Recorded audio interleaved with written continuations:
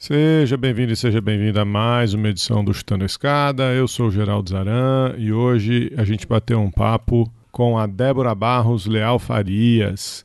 Eu e a Maju conversamos com a Débora. A Débora está falando lá da Austrália, professora de Política e Relações Internacionais da University of South Wales, em Sydney. E esse papo foi baseado numa publicação, num artigo recente da Débora, com dois amigos aqui da casa, com o Guilherme Casarões e o Davi Magalhães. O nome do artigo é Radical Right, Populism and the Politics of Cruelty. The Case of COVID-19 in Brazil under President Bolsonaro. Gostaram?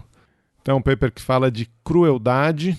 Essa gravação já estava feita aí há algumas semanas e de crueldade a gente não para de ter exemplos, né, desse populismo de direita. Com a emergência aí do conflito na Ucrânia, a gente teve esse caso cruel, grotesco do Arthur Duval. Mais um exemplo de crueldade, de sadismo dessas figuras. E a gente vai estar aqui, enfim, para falar um pouco disso. Se você gosta do Chutando a Escada, o seu podcast de política internacional e divulgação científica na área de relações internacionais, você pode apoiar esse projeto divulgando a gente nas suas redes sociais, no Twitter, no Instagram, no Facebook. Pode escrever para a gente lá também, a gente está sempre lá como @Chutando a Escada. E se você puder apoiar financeiramente esse projeto, entra lá em chutandoaescada.com.br/apoio. A gente tem 3 campanhas de financiamento coletivo, no Catarse, no PicPay e no Patreon. Você também pode mandar um Pix para apoio@chutandoaescada.com.br, se você quiser.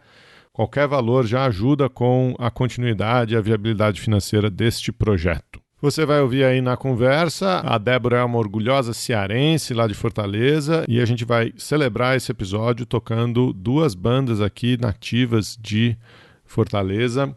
Uma é a Perturba, com uma música chamada Melhor Sobrar do que Faltar, e a outra, uma banda muito legal também, Aborígenes Viajantes, com a canção Edgar. Se você gostou, os links estão aí na descrição do post. É isso, vamos pro papo. A escada é uma construção que serve para fazer um deslocamento vertical. Nem sempre é assim, mas tem um jeito de facilitar tudo isso. Elevador? Não.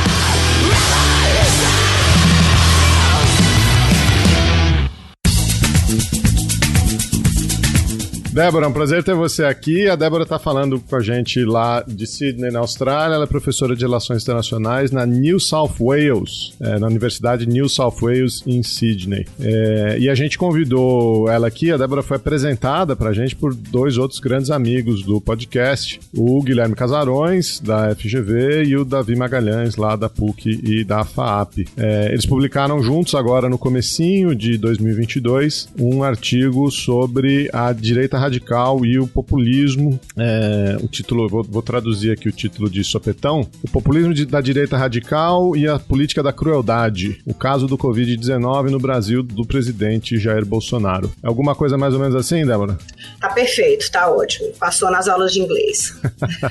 The book is on the table.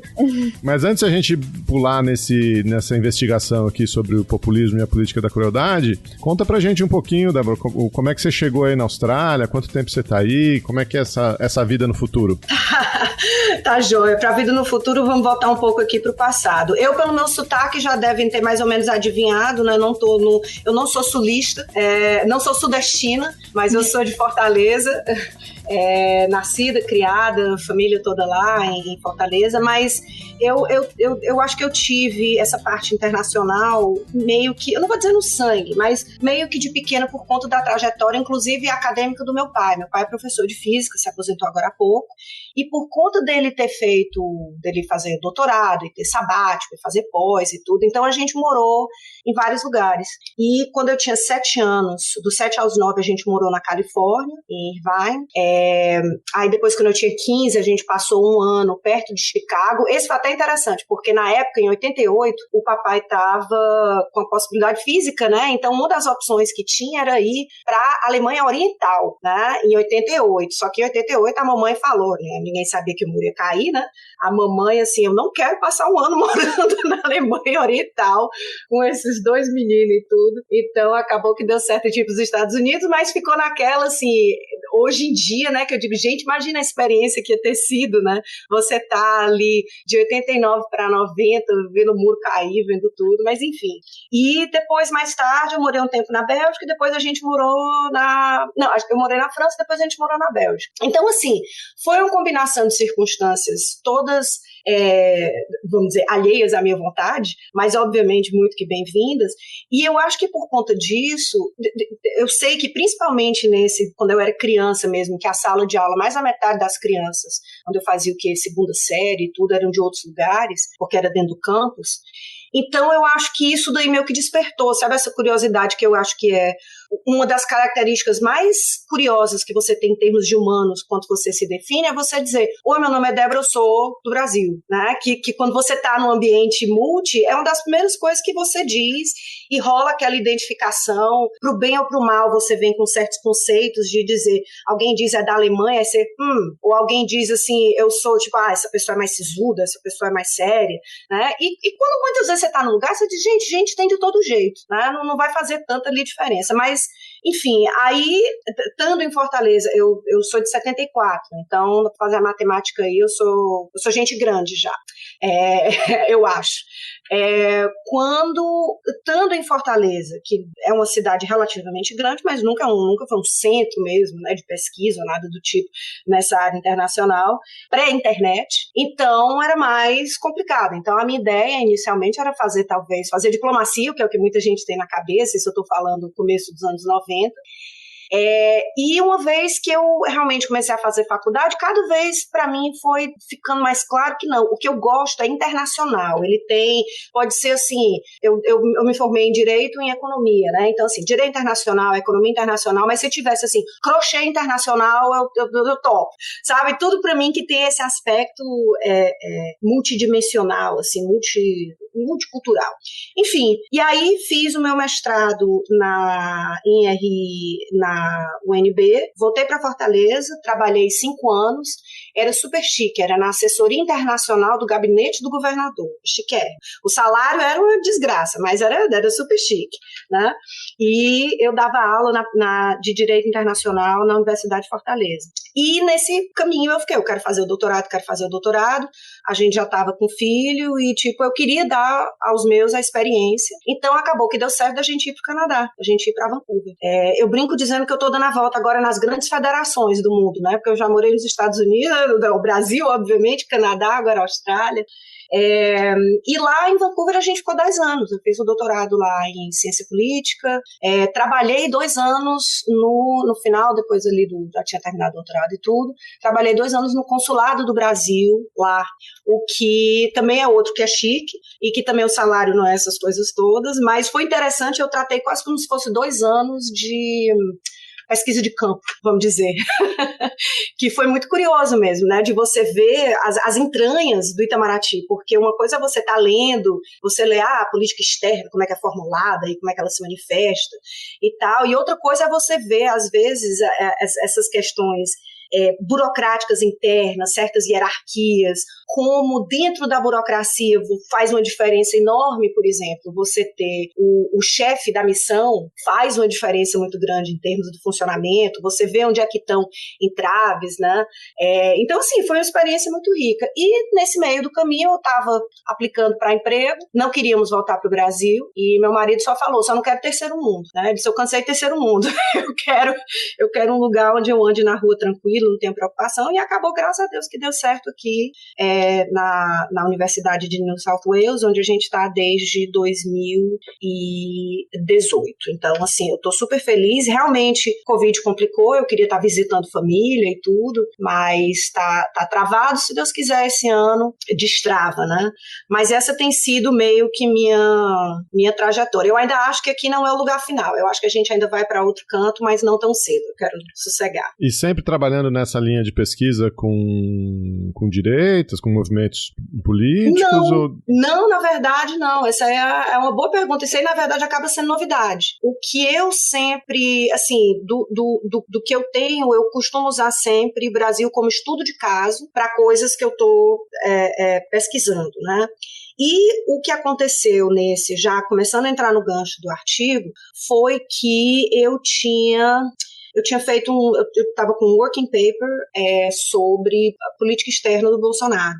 E, enfim, mandei para um journal, não deu certo, mas eu estava pensando assim, tá aí que eu queria, assim, o foco inicial era essa abordagem da política externa dentro do populismo. Mas aí, por conta disso, é que eu acabei conhecendo o Guilherme, alguém me conectou com ele, dizendo, olha, o Guilherme trabalha muito com isso daí, e daí a gente começou, e a gente já está com 2 artigos, na verdade. A gente escreveu um outro que saiu, que era sobre a ordem liberal econômica, a ordem liberal internacional, e falando sobre como o populismo, principalmente no caso, usando mais uma vez o Bolsonaro como exemplo, como também questionava, né? Tinha essa tensão em relação a certos cânones da ordem liberal internacional. A minha pesquisa, assim, eu digo até curioso, eu espero daqui a um ano não estar estudando isso. A minha esperança é que daqui a um ano eu possa dizer, teve um período onde eu estudei direita radical, porque eu realmente, assim, eu estou interessada nessa questão mundial e usando o Brasil como exemplo, né? Eu espero próximo ano que o Brasil não sirva mais como exemplo, ou seja, um exemplo de superação, enfim, essa é a minha esperança, né? Mas eu acho que eu tentei fazer do limão a limonada, que é tipo assim, ok, é horrível, não é bom, mas é curioso, é interessante. Principalmente, eu imagino que outros convidados aí já devem ter dito, é que existe para muitos temas de relações internacionais um enfoque muito maior no eixo do Atlântico Norte. Você está olhando principalmente para o que acontece na Europa, olhando para os Estados Unidos, nos Estados Unidos, muito foco nos Estados Unidos, na Europa no contexto europeu, e assim, eu acho que o único que realmente salta aos olhos dessa pesquisa grande que não está nesse eixo é a China, né, as pessoas estarem estudando China. Mas a verdade é que meio que todo o resto, principalmente agora que o Brasil não está mais vamos dizer, com todo esse deslumbre econômico que eu acho que teve com a ideia de mercados emergentes e tudo, né, uns 10 anos atrás, não existe tanta coisa. Existe, claro, mas em inglês é relativamente pouco. Então, assim, eu acho que é daí uma forma que eu tentei me diferenciar, de dizer, eu tenho toda essa formação no Brasil e eu sei que não é tanta gente que vai ter em certos lugares. Então, para mim, essa é a diferenciação que eu venho tentando fazer na minha pesquisa.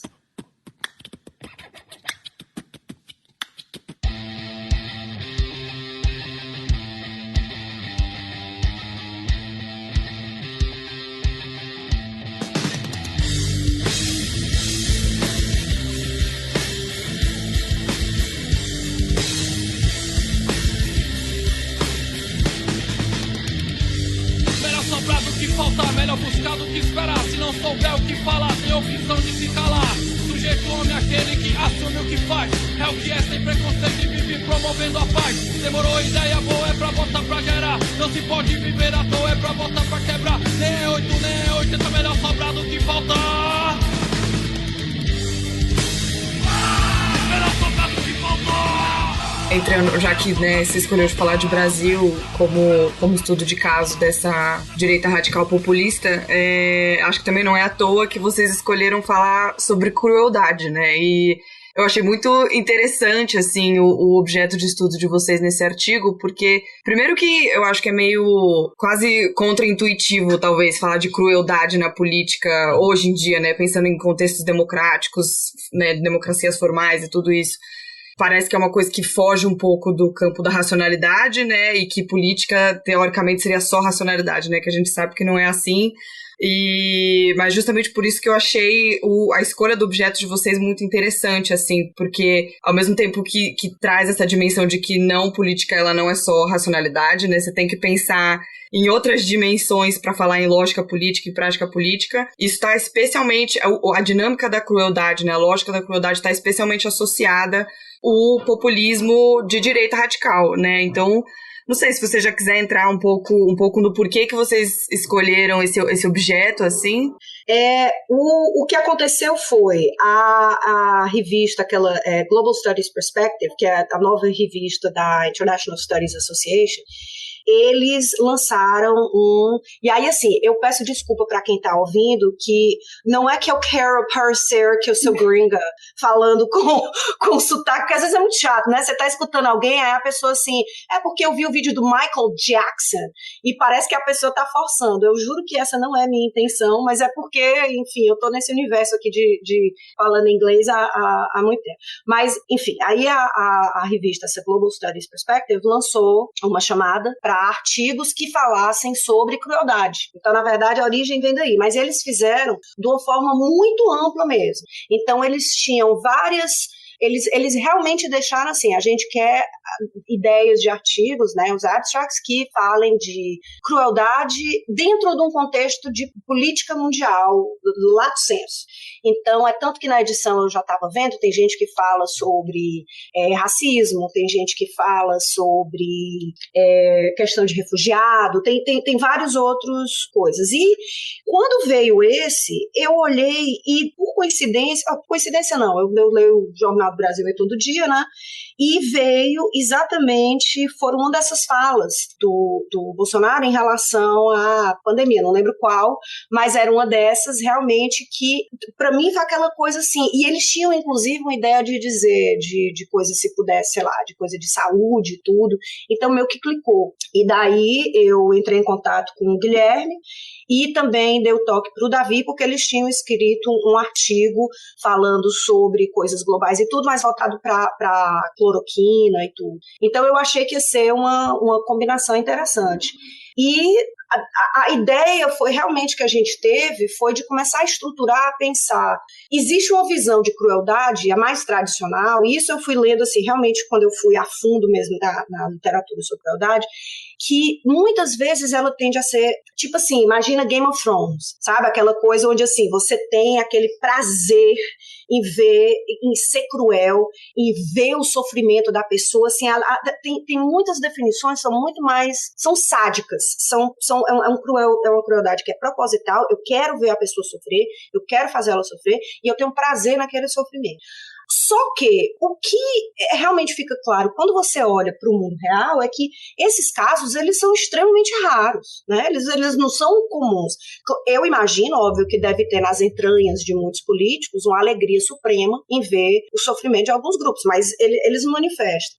Porque, de fato, se você falar sobre crueldade em termos políticos, ele é um tabu. Dentro desse mundo contemporâneo, principalmente no pós-Segunda Guerra, a ideia de um líder político estar sendo propositalmente cruel é visto como uma coisa que não se aceita, é um tabu mesmo, é uma exceção das exceções, uma violação de tudo quanto é conceito moral, ético, político. Mas o problema de você tratar nessa linha é que faz uma dicotomia muito grande, assim, ou você é cruel ou não é cruel, ou você gosta de ver o sofrimento e quer causar, etc., ou não, e como se fossem duas coisas mesmo separadas. E o que eu acho que a gente fez, mais uma vez, eu sou suspeita porque eu acho que ficou legal, essa conjunção também das ideias, isso é que é legal de você trabalhar também com coautores, né, que você pode jogar, você não está só falando você e as vozes na sua cabeça, né, você tem outras vozes para poder estar compartilhando. E foi essa ideia de dizer, olha, a indiferença ao sofrimento, ela é um tipo de crueldade, vamos dizer, uma crueldade light, mas é crueldade, não dá para nem ser, você dizer, crueldade leve, mas né? É uma forma que você tem de ser cruel quando você está sendo indiferente ao sofrimento do outro, principalmente quando você tem capacidade de agir. Porque se você não tem capacidade, você pode até dizer, eu não tenho, eu vejo o sofrimento, e, sei lá, tem leis que não me permitem fazer alguma coisa. Ou então, eu simplesmente não tenho condição técnica, financeira, capacidade mesmo, a parte até material, de dizer, não tem como fazer nada a respeito. Então, assim, a ideia que a gente fez foi tratar dessa crueldade dentro desse contexto onde existe uma indiferença vamos dizer, do líder, de dizer assim, eu não tô nem aí, que é mais ou menos aquela frase que foi dita no começo da pandemia pelo Bolsonaro, e dizer, e daí? Morreu, e daí? O outro eixo que a gente pegou foi o eixo de ação, porque é esse, às vezes a pessoa tem que agir, porque a lei exige que haja, então nem que no coração esteja dizendo, eu não tô nem aí pra esse pessoal, mas eu tenho que fazer alguma coisa porque vai ter eleição, ou porque a lei tá me exigindo, e se eu não fizer isso daqui, vai ter um processo, vai ter alguma coisa. Então, daí que a gente criou essa visualização, onde você tem esses dois eixos, né? E você pode ver o que a gente chamou aí de zona de crueldade, que é a ideia de dizer que, assim, não é só... E até para desmistificar também a ideia de que quem age de forma cruel é o psicopata, é a pessoa que é totalmente fora, e todo mundo que está seguindo também é psicopata. Porque essa é outra coisa da literatura. Quando você vai ver sobre crueldade, tem também divisões. Tem uma que é bem biológica, tipo assim, a pessoa, os neurônios dela são programados de um jeito para serem cruéis. E, na verdade, assim, como se fosse uma coisa muito instintiva, muito da natureza humana.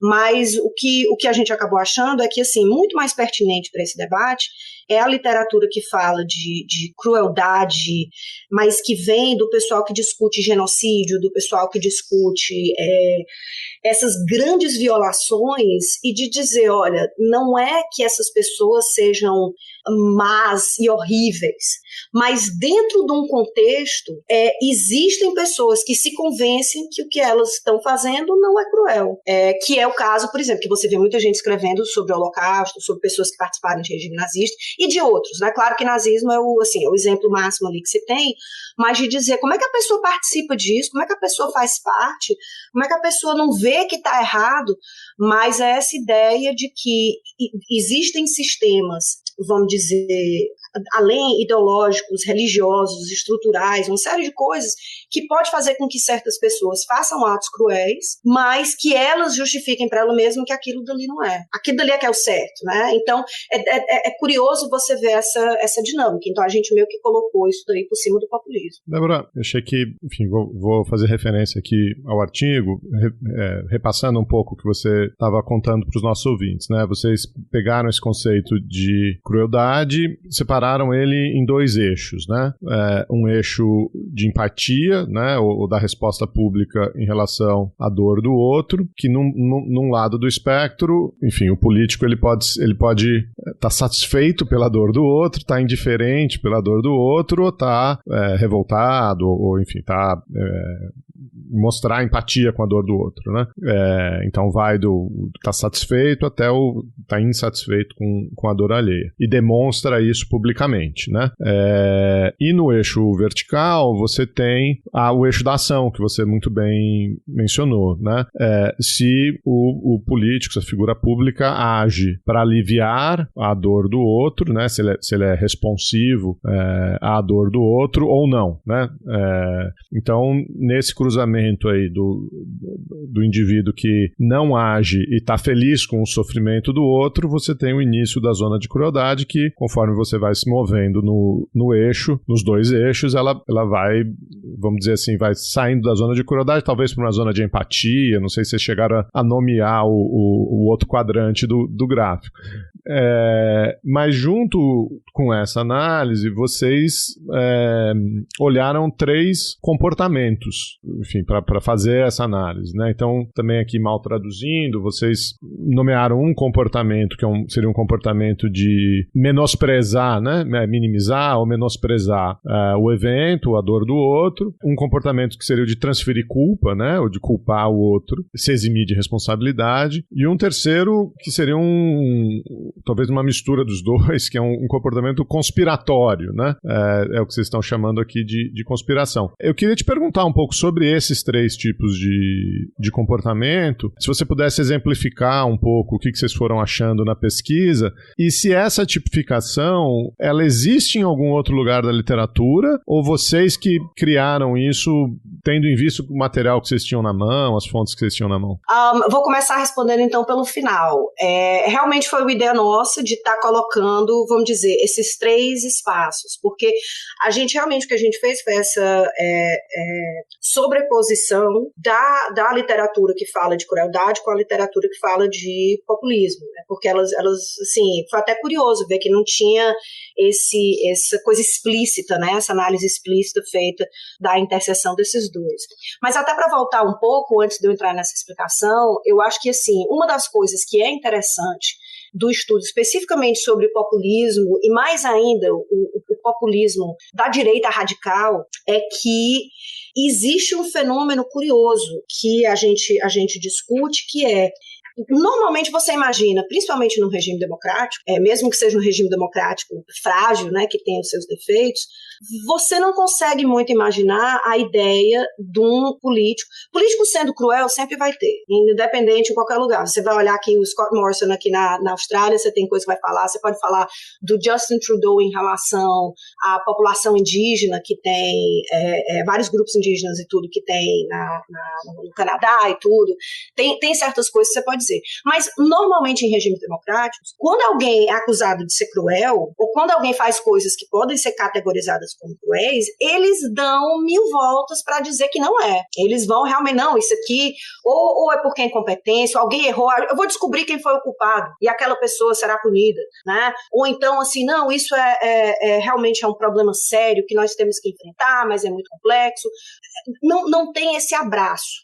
Uma das coisas curiosas do populismo é que, por conta do populismo, principalmente o populismo radical de direita, que uma das características que ele tem é não só essa divisão muito grande do nós e eles, né, de ser o grupo, que é o grupo que tem o grupo que tem o direito, é o grupo da sociedade que é a voz de Deus. Todo o resto é contrário, porque uma das coisas desse populismo mais radical, principalmente o radical de direita, é que existe essa visão muito exclusionária, certo, né? De você estar excluindo realmente esses grupos da população e dizer, esse é o verdadeiro povo, esse daqui não é povo. Então você cria mesmo aquela estrutura para estar dizendo quem você deve proteger, quem tem direito e os outros. Um exemplo interessante é você pegar, por exemplo, o Trump, que até e aí vai a nota de rodapé, um dos editores do jornal para onde a gente escreveu, ele já tinha escrito um artigo sobre crueldade, e um dos artigos que foi usado de referência foi um que era falando sobre o governo do Trump e aquela ideia de botar, aquele ato, né, a política de colocar crianças, filhos de imigrantes que estavam querendo cruzar a fronteira dentro de jaula. E aí o que acontece? Na verdade, era, por exemplo, o cara dizendo, crueldade é o que ele quer. Cruelty is the point. É isso que é o que se quer. Só que você reverte. Você diz, quem é cruel são os pais dos imigrantes. Não é o governo, não é o Trump que é cruel. O que ele fez pelo povo. Ele fez pelo verdadeiro povo. Então, na verdade, as crianças estão em jaulas por conta dos pais. Eles aqui são os cruéis, eles aqui são os culpados. Esse é um exemplo, já entrando aqui, do que a gente fala aqui, dessa culpa, né? De você transferir a culpa. Então, assim, nem que o ato em si seja cruel, ele diz, olha, o ato é cruel, mas não sou eu que estou provocando. Quem está fazendo é aquilo dali. Então, vamos dizer, entrando no Brasil do equivalente, de dizer, as pessoas no Brasil estão morrendo por conta de Covid. É porque elas não estão tomando cloroquina. Se elas estivessem fazendo o tratamento precoce, isso não estava acontecendo. A culpa é delas. A culpa não é, né? Então, assim, você reverte, é interessante, porque você tem essa mudança da responsabilidade. Ou então, assim, meu Deus, as pessoas estão passando fome, estão perdendo emprego. O governo federal tem que fazer algo. Não é culpa do governo federal. Isso é culpa dos governadores que não estão deixando as pessoas trabalharem, que estão preocupados com as mortes, não com as vidas sendo salvas por conta de Covid. Então, eles é que são os culpados, eles é que são os cruéis. Então, Então é curioso porque o que a gente foi vendo é que tem várias dinâmicas, né, que estão operando nesse sentido. Às vezes se reconhece que o resultado final é cruel, mas a culpa, ela é colocada em outro, ela é colocada em outro grupo. A outra coisa que é interessante também dessa sobreposição é que, assim, o populismo, ele tem um elemento curioso, que é, se a coisa for bem arquitetada, se a coisa for muito bem dita, ações cruéis podem trazer mais votos, traz mais força, mais votos eu não sei, mas traz mais força para a base, principalmente se as ações forem direcionadas para quem é considerado o outro. Então, é de você dizer, mais uma vez, você dizer, olha, a gente está dizendo desde o começo, você tem que tomar cloroquina e ivermectina e etc, etc. Se você não tomou e morreu, problema seu da sua família. Eu não tenho nada a ver com isso, e a base vai se fortalecendo ainda mais. A outra coisa que a gente fala, né, que é exatamente isso, essa minimização, downplaying, intersecta também com outra característica típica de populistas, que se vê muito nesses populistas, aliás, em todos os populistas, principalmente os que são quanto mais radicais, que eles abraçam muito bad manners, né, de você basicamente ser mal educado, ou de você falar coisas que normalmente num contexto democrático você não imaginaria alguém dizendo. Por que no populismo você vai ver essa diferença? Porque existe em muitos casos, o que é muito comum, primeiro, o populismo é um fenômeno muito mais homens, é um fenômeno mais de homens, que, claro, a Marine Le Pen fica aí como um caso aí separado aí de uma exceção até no universo de populistas, se bem que não é nem populista, dela é realmente radical aí de direita, mas essa ideia de dizer, eu digo as coisas como elas são, eu não tenho filtro, eu não me preocupo com o politicamente correto, eu falo o que tem que ser dito. Essa visão meio cowboy de que, homem fala assim, homem fala o que é verdade, ele não esconde, e você tem um fenômeno curioso que é quase como se fosse uma reversão de dizer, empatia é fraqueza. Empatia é uma característica feminina, é uma característica, as mulheres é que têm empatia e choram quando vê alguém sofrendo. As pessoas de esquerda é que choram e não sei o quê, porque é o beta, essa minimização empatia passa a ser uma coisa negativa, né? Você realmente transforma aquilo dali. Então, mais uma vez, eu não estou querendo assim também dizer que todo mundo que votou no Bolsonaro necessariamente pensa dessa forma. Eu acho que tem um espectro, tem gente que realmente, assim, o que ele disser é impossível de estar errado, que tem uma visão realmente Jim Jones, assim, messiânica. Se disser, toma aqui um suco mágico que a gente vai pro céu, a pessoa vai estar lá, toma, dá pra família toda. Mas vão ter também outras pessoas que vão dizer, não, eu não concordo. Sei lá, tudo menos o Lula, tudo menos o PT. Então a pessoa foi aí nesse esquema. Então, assim, até pra eu dar também essa nuance, que não é que todo mundo que votou no Bolsonaro necessariamente é uma pessoa que apoia a crueldade, é pró-crueldade, você tem aí um espectro. Agora, o que acontece muito é uma minimização da culpa ou das coisas que ele diz. Então, assim, dizer, isso aí foi desnecessário, mas sabe como é, né? Às vezes ele fala besteira. Não, dessa vez ele meio que pegou pesado, mas antes ele do que o PT. Você vê essa estrutura de muitas pessoas que não necessariamente dizem, não, o que ele falou tá certo, tem que matar mais, tem que morrer mais, não é isso. Mas é de dizer, às vezes ele fala umas coisas que não deveria. Ele poderia ter ficado calado. Meio que para aí, né? E de você dizer, não, ele é desse jeito mesmo, como se fosse, é o tio doido, sabe? Que é aquele, não, menino, isso é o meu tio que fala tudo que sai na cabeça e tal, ninguém nem dá bola. Então, tem esse elemento daí do populista que também é revestido como, olha, ele não se comporta como um político tradicional. Isso aí é visto como uma coisa positiva. O político tradicional é que fica medindo e fica, olha, veja bem e tal. Então, até assim, quanto mais cuidadoso a pessoa for com as palavras e quanto mais você pensar, aquilo dali é um defeito. Porque, na verdade, a grande qualidade é quando a pessoa tem zero filtro. E nas circunstâncias atuais, onde você tem mídias sociais, onde você pode falar o que você quer, sem a repercussão negativa imediata, porque você não tem a edição, você não tem alguém para fazer um comentário, um questionário, ele é basicamente unidirecional, como é a live do Facebook Facebook na quinta-feira, é o cercadinho com o pessoal que é mais ou menos devoto ali, né, que está ali na frente. Você não tem um diálogo mesmo democrático, ele costuma ser unidirecional. Claro, isso aí pode acontecer em qualquer regime, para qualquer político é muito mais conveniente, você não tem ninguém lhe perguntando.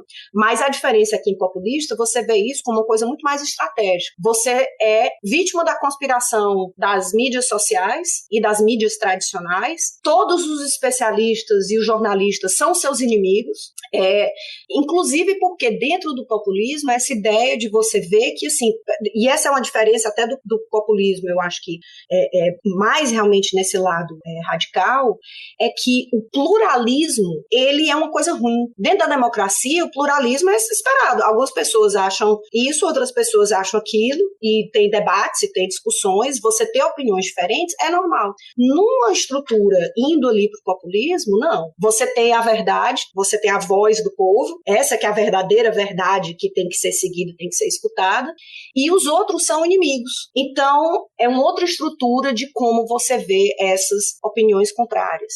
Então, é mais fácil você estar conseguindo, vamos dizer, se dar bem com certas narrativas, porque existe essa minimização de quando a coisa errada é feita, que é de dizer, não, mas ele é assim mesmo, ele diz isso, e meio que fica por isso mesmo. E eu acho que até o fato de ser tanta coisa constante, assim, às vezes meu marido fica assim, ah, meu Deus, qual é a de hoje? Porque eu digo, tem que eu dizer a de hoje é a de ontem, né? Daí, que acorda, eu vou ver, meu Deus, olha aqui o que foi dito.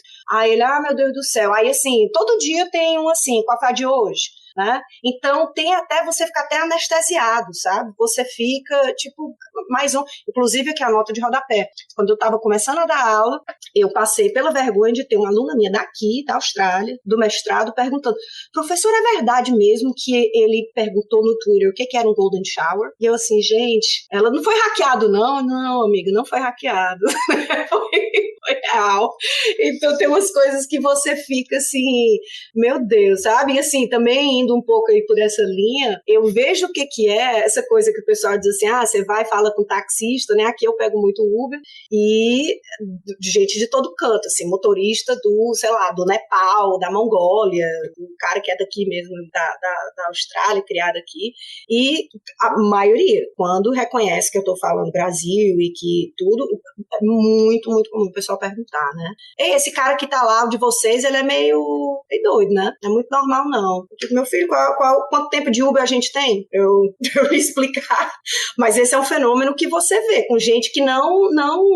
E não dá pra chamar e dizer assim, olha, os esquerdopatas da Austrália. Não, é gente que, tipo assim, você escuta e você, cara, o que eu escuto do Brasil, vamos lá, futebol ou sei lá o quê, e um presidente que o que escutou não é bom. O Chutando a Escada conta com apoio financeiro dos seus ouvintes. Para saber mais, acesse chutandoaescada.com.br/apoio.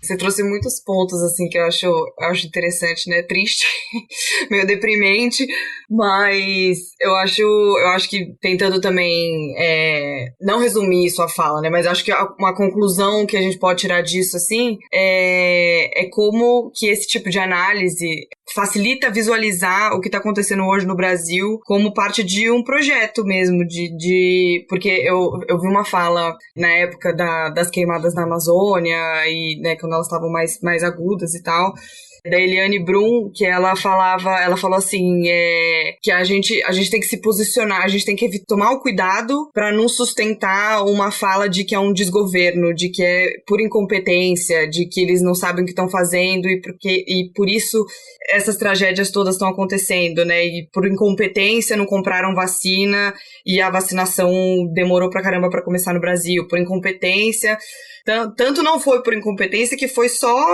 né, vinha a pressão da CPI e tudo aquilo que aconteceu, que o jogo virou muito rápido, né? Então, eu acho muito interessante trazer esse aspecto da crueldade, assim, e as tantas nuances que vocês exploram, assim, de como ela consegue ser instrumentalizada na política, porque ajuda muito a ver o que está acontecendo hoje no Brasil como projeto, né? E não como uma coincidência de que, é o que você falou, né? A gente só elegeu o tio doido e, deixa quieto, não liga porque ele tá falando, não liga para ele que tá fazendo.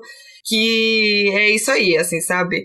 Eu acho que isso que tu falou, assim, é um dos elementos que está no centro mesmo daí da questão, porque é também uma escapatória você chegar e dizer, não, é só porque a incompetência foi desorganizado. É uma forma também de você minimizar, porque eu acho que é até difícil, você fica assim, não, cara, não é possível que a pessoa realmente não esteja vendo o que está acontecendo, sabe? Que tem coisa que eu acho que transcende qualquer discussão de esquerda, de direita, de progressista, de conservador. São seres humanos, são pessoas que precisam ali de ajuda, de apoio, do que quer que seja. E eu não estou querendo aqui também estar passando pano e dizer assim, olha, todos os governos de esquerda, tudo é lindo e arco-íris e tudo funciona, não é. Mas eu acho que existe uma diferença e até assim, por exemplo, de já terem perguntado, mas por que vocês não falaram do Lula? Eu digo, bom, porque o primeiro artigo era sobre Bolsonaro, não era sobre o Lula, era sobre Bolsonaro. Foi o que a gente escolheu, até porque em termos de Covid, você tem que estar falando sobre ali o governo atual, né?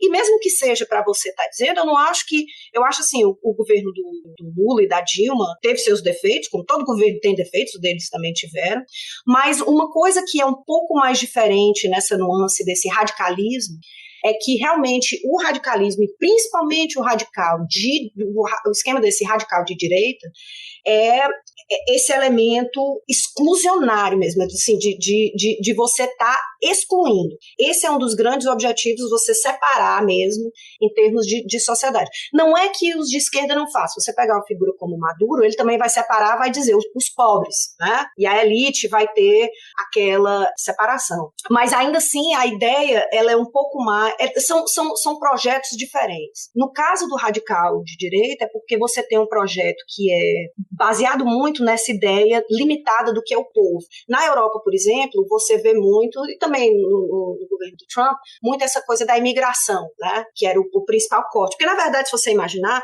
é quase como se fosse... O que é interessante do populismo é que, assim, eles não são iguais, mas eles rimam. Eles têm suas características, mas é meio que o esqueleto dali da estrutura é parecido. Cada um vai colocar uma massinha um pouco diferente, bota uma cor diferente, um vai usar massinha, um bota papel machê, outro bota outra coisa, mas a estrutura, ela tá meio que igual. Nesses países que têm grandes questões imigratórias e uma ideia de nacionalismo, nesse sentido de quem é do país e quem não é do país, você vê essa dinâmica sendo muito mais isso. Quem é nativo, quem é do lugar e quem é o estrangeiro, que é o outro. No caso do Brasil, é meio complicado você fazer isso daí, até porque a gente não tem um número enorme de imigrantes que você chega a dizer, olha, isso aqui tem alguma coisa, assim, você tem alguns lugares, alguns grupos também mais pontuais, mas não é o problema. E o que acaba acontecendo é essa ideia de você estar mudando quem é esse grupo, que é a nação. E no caso do Brasil, no caso do Bolsonaro, é uma visão específica de quem é a nação. Nação é primeiro, nação é a maioria e você aceita e abraça a ideia da ditadura da maioria. A maioria quer, a minoria vai se lascar por completo, vai perder direito, vai ser não sei o quê. A maioria que quer, você tá nessa ditadura, né? E mesmo quando não é a maioria no sentido numérico, ainda existe a ideia de dizer, mas esses não são os verdadeiros brasileiros. Esse não é o que os verdadeiros, você bota assim, os verdadeiros brasileiros querem. Eu sei o que os verdadeiros brasileiros querem. Os outros são alienados. Né? Então, assim, não é que os outros são você não pode chamar eles de estrangeiros, porque obviamente que não são, mas é de dizer, eles são comunistas, eles fazem parte da URSAL, eles, sabe, entra num outro delírio, mas volta para essa mesma separação, onde uma visão de mundo, porque eu não sei até que ponto, por exemplo, da parte do Bolsonaro, dele ter essa estruturação mental de dizer, este é um projeto, eu vou fazer isso e tal, mas é uma visão de mundo, isso aí não é inegável. É uma visão de mundo e dentro dessa visão de mundo, alguns são os escolhidos e outros não são. E os outros que não são, é culpa deles. Porque eles ainda não viram a luz. Tem sim um elemento messias aí do elemento messiânico de estar dizendo, eu tô dizendo como é que as coisas são. E até esse lance meu militar, de você estar de repente acostumado com a ideia hierárquica, onde alguém diz para pular, você só pergunta qual a altura. Você não tá exatamente, não é um debate onde você... Então, eu acho que é uma combinação desses vários elementos, além dele, da personalidade dele e tudo, não sei, Freud explica, mas tem coisas do elemento dele que vem sendo, é o motivo pelo qual ele vem sendo, ele foi reeleito quase 30 anos, né, que ficou dentro desse discurso para aquele grupo, mas eu acho que ele tem pessoas em volta dele, que aí sim tem um projeto muito mais delineado de estar traçando, de estar colocando, principalmente em termos de mídia social, em termos de discurso, de dizer, não é coincidência que foi para a Rússia agora, não é coincidência que vem vídeo com uma tradução em russo, para quem não está vendo, estou fazendo aspas gigantes, e dizendo que o Putin agradecendo, basicamente, olha, não evitou agora a Terceira Guerra Mundial, porque o Bolsonaro veio, né? E como eu acho que a gente, e aí assim, mudando um pouco aqui de assunto, mas eu acho que ninguém nunca imaginou como tinha gente. Eu acho que burro é uma palavra, às vezes, que não se aplica a todos. Mas como tem gente ingênua, no mínimo, né? Burro a gente pode discutir e tudo, mas assim, é muita gente ingênua.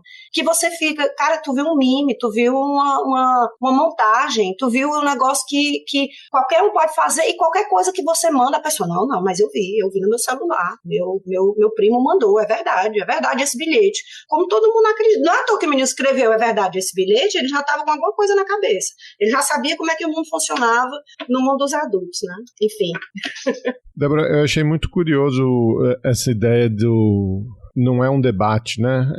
É ele no cercadinho, é ele na mídia social. Não é um diálogo. Inclusive porque nos debates presidenciais ele não foi. E nada indica que vá agora, né? Então é isso, é um discurso...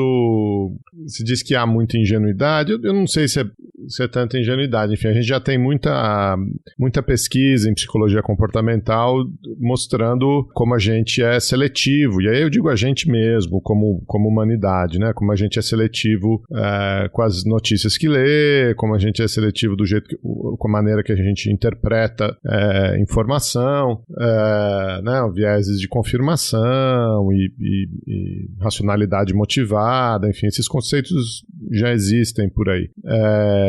Talvez o que eu sempre fico mais impressionado é o quanto de reacionarismo a gente tinha na nossa sociedade enrustido, né? Mas eu acho que isso é uma outra, enfim. Não, mas eu vi um meme que eu achei ótimo, que era assim, ainda bem que assim, eu tô ficando mais velha e tô só ficando mais gordo, não tô ficando reaça, né? antes ganhar peso do que ganhar pois é. Não, eu tô pra fazer 50 e é curioso como eu vejo assim, gente que eu lembro que estudou comigo no colégio, e você fica assim, a pessoa cheia de coisa, olha, porque a moral, porque a sociedade, os jovens é de criar tudo, e tu lembra o que tu fez quando tu tinha 17 anos? Tu lembra de te fazer não sei o quê? Tu lembra assistindo, sabe? Assim, é o pessoal com memória seletiva também, né? Que assim, eu digo, ainda bem que naquela época, para você, não existia mídias sociais, não tinha celular que pudesse tirar foto, porque a memória tá na minha memória, mas eu lembro. E não existia um governo reacionário conservador, né? Porque senão muita gente ia ter apanhado na rua, ia estar enrustido em casa, enfim. Isso aí é uma outra história. Eu também achei curioso um comentário que você fez um pouco antes, porque era uma pergunta que eu ia fazer dessa relação entre populismo e crueldade, né? Se vocês acharam outros exemplos.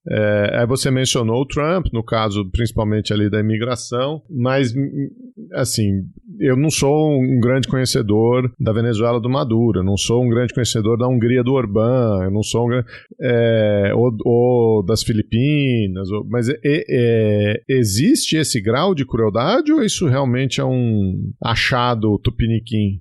Não, eu acho que você acaba achando também outras coisas. Porque, por exemplo, no Brasil, você não vai ver, eu acho que esse nível do que a gente estava vendo em relação à crueldade, em relação, por exemplo, a discurso de imigrantes. A gente não tem muitos imigrantes, tá? Assim, de forma relativa. Então, não entra nisso. Eu acho que em alguns lugares, como você olhar, obviamente, o Trump, eu acho que você olhar a Hungria, por exemplo, você vê isso daí muito maior. Porque aí entra a questão também específica do Covid. A gente quis analisar realmente dentro do contexto do Covid. Dentro do contexto de olhar para a Covid, o paralelo mais próximo seria o do Trump, mas eu acho que, infelizmente, nesse aspecto específico, o Bolsonaro é meio que até um ponto fora da curva, sabe? Porque a maioria dos que você vê, primeiro, até uma coisa que está ali no artigo, muitos populistas seguiram abraçando, vamos dizer, fazer a coisa certa, que eu considero a coisa certa, que é você estar escutando especialistas, que é estar tentando evitar que mais pessoas peguem a doença e tentando evitar que mais pessoas morram. Muitos populistas seguiram essa linha, inclusive dizendo, até realmente abraçando a vacina, dizendo, eu estou trazendo a vacina para vocês, eu estou trazendo a vida para vocês. Você também tem como fazer isso daí. O Bolsonaro seguiu uma linha que é meio, do que eu sei, ela realmente é meio única, porque é essa rejeição quase que completa de tudo que se sabe em relação à vacina, a doença. Primeiro, a doença existe. É o primeiro passo, é de você reconhecer, sim, existe uma doença chamada Covid, não é, que é uma coisa, por exemplo, que o Trump também no começo estava negando, e ainda tem desses grupos mais hardcore e bolsonaristas, né, de ainda sim, dizer, não tem. Mas tudo bem, esse aí tá bem no extremo. Do outro dizer, sim, existe, mas não é nada demais. A gripezinha, né, que você não tem que se preocupar. Ou então, ela existe e ela pode estar causando algumas coisas, mas o que você tem que fazer é estar tomando hidrocloroquina, ivermectina, zinco, é o kit, que é o que funciona. Não, mas então você vai vendo esse desmembramento.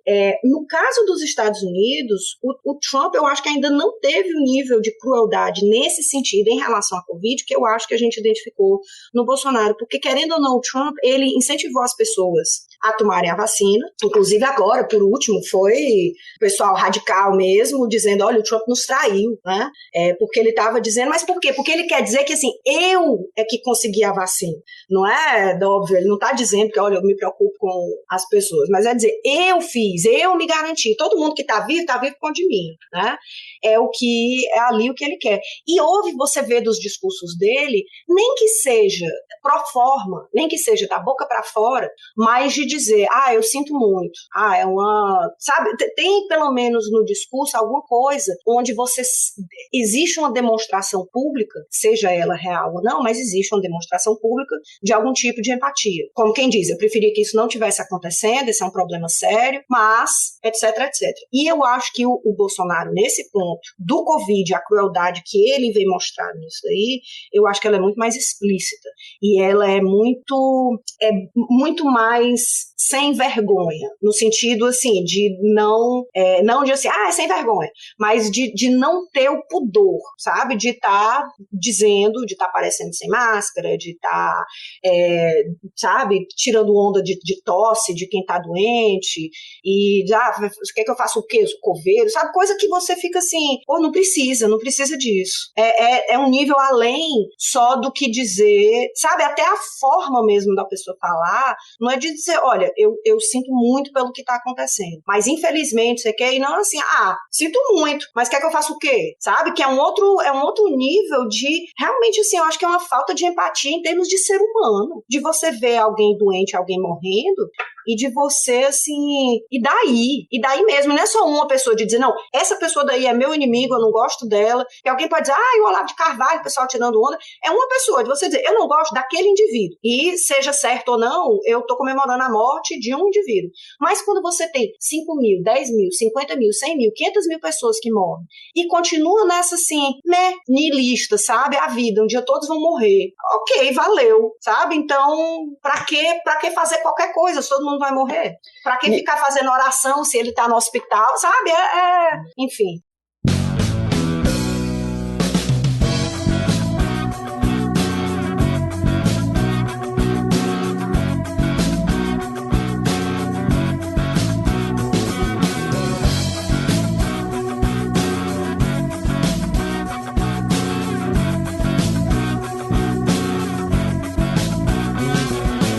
Diante dessa nova teoria que parece não lhe agregar uma suposta nova regalia que você tende a ostentar, levando em conta toda a relevância que algum dia ele demonstrou.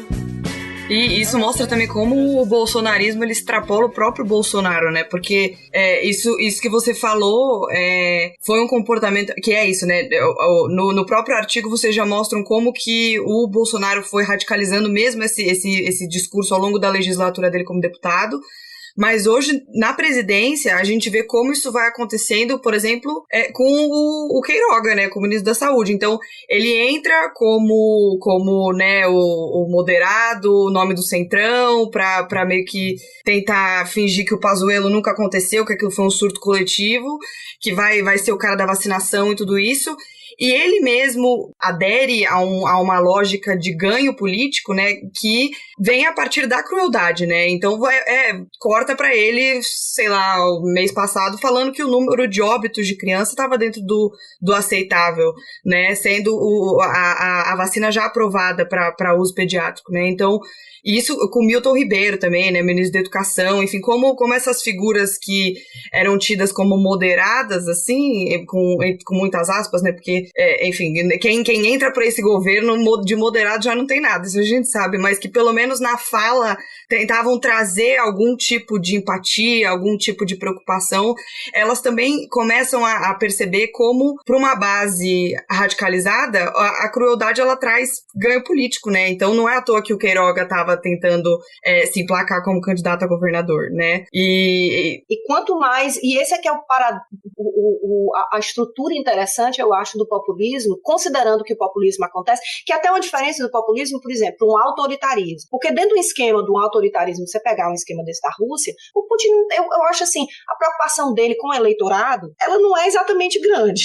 Porque você tem toda uma estrutura onde você, assim, você pode ganhar 110% dos votos, né? Você tem uma estrutura que é muito mais pesada, não é realmente, de fato, uma competição política, né? Então, existe essa diferença, onde, talvez, no autoritário, você quer, pelo menos, minimizar para o pessoal não estar completamente surtando com raiva. Mas não é uma preocupação tão democrática. No populismo, não, porque a ideia é que ele acontece num circuito que é democrático, mesmo que seja frágil, ele ainda está, e tem elementos de democracia, no sentido que a pessoa tem que ser eleita, né? Você tem que ter, e tem uma certa competição realmente eleitoral, mas como você, e é isso que é interessante, assim, é como você, em certas instâncias, a pessoa pode se projetar como sendo cruel, dizendo, isso é o certo é fazer isso, e outras, a ação é cruel, mas o discurso é de dizer, eu não sou responsável, a crueldade é do outro, você reconhece que o resultado final, ele é cruel, mas você diz, é porque o STF não me deixou fazer tal coisa, porque os governadores de esquerda, porque os ditos especialistas são comprados pelas indústrias farmacêuticas, ou sei lá o quê. Então assim, você tem essa separação, né? Um caso, voltando ali, Geraldo, tu tinha perguntado de outros lugares aí do mundo, um caso que eu estou querendo pesquisar esse ano, eu tenho uma grande colega aqui, amiga, que ela pesquisa muito ela é da Tailândia, mas pesquisa muito coisa nas Filipinas. E era a ideia de comparar o Bolsonaro com o Duterte, porque o Duterte já é ele foi para uma outra onda, né? Onde as pessoas que não estavam fazendo todas as medidas de restrição e tudo, de ter gente que botou na cadeia, né? Pessoas que foram com possibilidade de condenação à morte, mas aí na verdade era a desculpa para poder estar pegando pesado com pessoas que o governo já queria pegar pesado, críticos do governo ou pessoas do tipo, com a justificativa de dizer, eles estão colocando a sociedade em risco, eles estão colocando as pessoas em risco por não estarem seguindo as medidas sanitárias, e eles merecem ser punidos. Então, assim, eu não posso nem falar muito ainda, porque eu ainda estou para ler e tudo, mas, assim, eu sei que é um caso curioso, onde você vê também o Covid, crueldade, mas ele teve uma outra dimensão, né? Ele foi para um outro lado, onde você usa todas as medidas que os especialistas na área recomendam, mas você usa a desculpa da pessoa não estar seguindo, seja real ou seja fabricado, para poder estar dando uma punição grande, sem dizer, é porque ele é inimigo do governo, é só dizer, não, era uma pessoa que não se comporta, que não se preocupa com sua vida, portanto ele merece esse sofrimento. Você não pode dar muita ideia, Débora, porque daqui a pouco os caras vão começar a prender gente aqui porque não tomou cloroquina, ele inverte a lógica, né? Socorro. Vamos perseguir opositor político porque não tomou cloroquina, não tomou ivermectina. Quem tomou vacina. Prende todo mundo que tomou vacina. Fazer exame de fezes para ver se você ainda tem aí, você não tomou remédio para verme, então tem verme no seu sistema, você tem algo errado. O problema é que se fizer remédio de fezes, sai muita merda da boca desses caras, né? Aí vai dar todos os errado. Orifícios, viu aí? Ou pior, sobe pra cabeça, né? Literal e Aí, agora, assim, sabe o que é chato? É tipo assim, qualquer coisa que eu falo mal, por exemplo, do Bolsonaro, é porque tu não mora no Brasil, tu não sabe como é que é. É o básico que eu recebo. Aí você fica, não, mas eu li na Folha. Ah, você leu na Folha. Não, mas eu li também no Estadão. Ah, mas tu leu no Estadão. Ah, não, mas eu li também, tava lá no Globo e no Correio Brasiliense. Ah, mas aí tu tá indo nas mídias tradicionais, e é claro que elas vão estar falando não sei o quê, tem que ver a Terça Livre, tem que ver a Jovem Pan e o que eles estão dizendo. Mas chegou num ponto que não importa, quase não importa se você tá ou não, é uma realidade paralela, né? Tipo, eu de fato tenho um tio maluco que adora compartilhar essas teorias de conspiração, e aí falando, né, da nova ordem mundial, não sei o que, mandou uma corrente de WhatsApp, assim, pra minha mãe, e que Covid fazia parte disso, não sei o que, e minha mãe respondendo, como assim? O que você tá falando? É tudo mentira, não sei o que. Aí ele, não, é porque você tá lendo na mídia comprada, nananã. Aí minha mãe respondeu assim, então a minha tia morreu de quê? Porque você chegou num ponto com a crise sanitária e de Covid e de tudo, que você vê as coisas batendo na sua porta de uma maneira muito gritante, assim, inclusive classe média, classe alta, porque foi uma onda que acabou atingindo todo mundo, óbvio que em proporções estratosfericamente diferentes, mas todo mundo viu um impacto de alguma forma ou de outra, e não faz mais diferença, porque o que se construiu enfim, é uma realidade paralela que é o que alimenta o discurso, né? E assim, um fato curioso, que é um paradoxo assim, de muito positivo e muito negativo. O fato que você tem TV a cabo, e você, enfim, zilhões de TV a cabo, mas principalmente internet, YouTube, podcast, todas as mídias sociais e tudo que tem, blogs, o que quer que seja, é que você tem como entrar numa câmara de eco muito bonitinha nas suas informações, né? Claro, como o Geraldo estava dizendo, existe essa tendência natural, eu não vou escutar a Jovem Pan, não faz parte do meu universo. Né?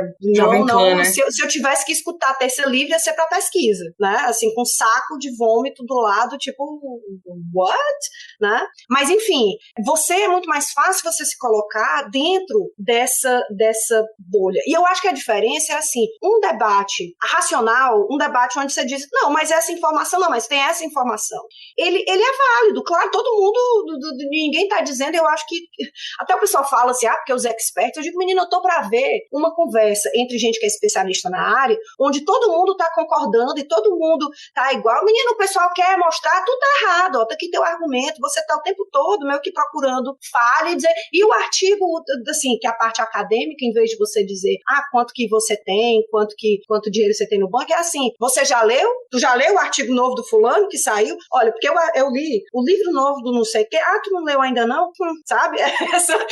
Tem um nível de coisa que o pessoal fala, porque os especialistas e tudo, mas enfim, é muito mais fácil você se colocar numa bolha, e essa parte extrema, o que é curioso também da parte extrema desse radicalismo conspiratório, que aí já não é nem radicalismo, é um conspiratório mesmo, é que ele não importa mais se é esquerda, direita, progressivo, porque você tem um pessoal super hippie, que é bicho grilo, mãe natureza, e que é tipo assim, anti-vacina, e você pega o pessoal que como é? O povo que é tipo lagartixa, lizard people, que é tipo alienígenas. Reptilianos.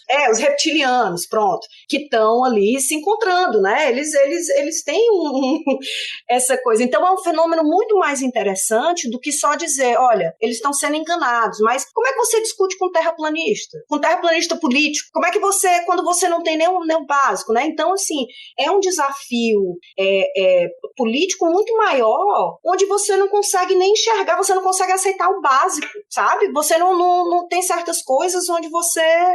E o curioso é de ver por que a explicação mais simples, tipo assim, sim, existem interesses econômicos eu não vou confiar 100% em tudo que a indústria farmacêutica me diz. Mas eu também não é por isso que você vai chegar e vai dizer um ou outro, ou você aceita tudo, ou você rejeita tudo. E o pior dentro dessa visão de tipo assim, eu vou rejeitar, mas eu tenho fé na cloroquina, fé no não sei o quê. Você tá vendendo soluções que matam, né? Por isso que eu acho difícil, só que a gente já está chegando aqui no final, é dizer, uma das coisas que eu acho que da nossa pesquisa, que vale a pena extrapolar para outras coisas, é também na preocupação que você tem com questões de meio ambiente, com questão climática. Se o básico é de dizer, não, a Amazônia está se lascando todinha, o Pantanal está queimando, mas isso é bom. Isso é um sinal de que o Brasil está crescendo. Isso é um sinal de desenvolvimento. Isso, você reverte, não é mais uma coisa de você dizer, não, cara, isso é horrível com o que está acontecendo. Isso é dizer, não, isso é uma questão de desenvolvimento. E é o que tem que ser feito. E se as populações ribeirinhas, e se certas comunidades indígenas, e sei lá o que, vão sofrer, bom, faz parte da vida, problema deles, né? Então você acaba usando isso daí para outros elementos, né? Que é o que assusta. Mas o que eu espero tem outros colegas que estudam mesmo isso daí, eu espero nos meus estudos de caso que eu uso Brasil, gostaria muito que a partir do próximo ano eu pudesse escrever durante o período de 4 anos, onde o Brasil esteve sob o governo, etc, que você está falando no passado, porque mais 4 anos disso daí, Zu livre. Mais 4 anos disso daí, eu que vou começar a perguntar como é que eu faço? Eu ajudo. Mãe Débora ajuda a dizer daqui do futuro o que eu vejo. Débora do futuro.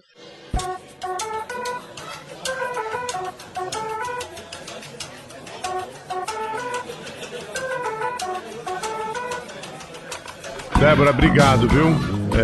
Obrigado pelo tempo, o papo foi ótimo e vamos continuar conversando sobre suas outras pesquisas, sobre outras coisas que você tem feito aí. A gente gosta muito de fazer esse trabalho de divulgação científica e agradece pelo seu tempo. Aí. Obrigada, Débora. Eu que agradeço, gente, foi ótimo. Comecei meu dia super bem, comecei animada. Não, mas eu que agradeço, porque uma conversa dessa é sempre boa, né? Assim, a gente vive, às vezes, você escreve coisa e tudo, e você fica, será que alguém leu, além dos editores e dos pareceristas, dos reviewers, aí de você ter um debate desse, né? Assim, ter uma conversa dessa é sempre divertido. Agradeço demais terem chamado e é isso, meu povo, vamos torcer para que as coisas melhorem. Eu sou poliana, eu tenho esperança. Mais do que torcer, a gente luta, né, Débora? Acho que é isso que tá todo mundo certeza. Fazendo, né? Você a gente certeza. Daqui. Com certeza. Inclusive, lembre a todos os que estão fora do Brasil, veja se você está cadastrado para poder votar nessa eleição, porque os prazos estão chegando. 4 de maio. Pois os prazos estão correndo. Olha aí, meu povo, não vão vacilar, não. É isso aí. Obrigado, viu? Tá bom, gente. Valeu, viu? Um cheiro cearense para vocês.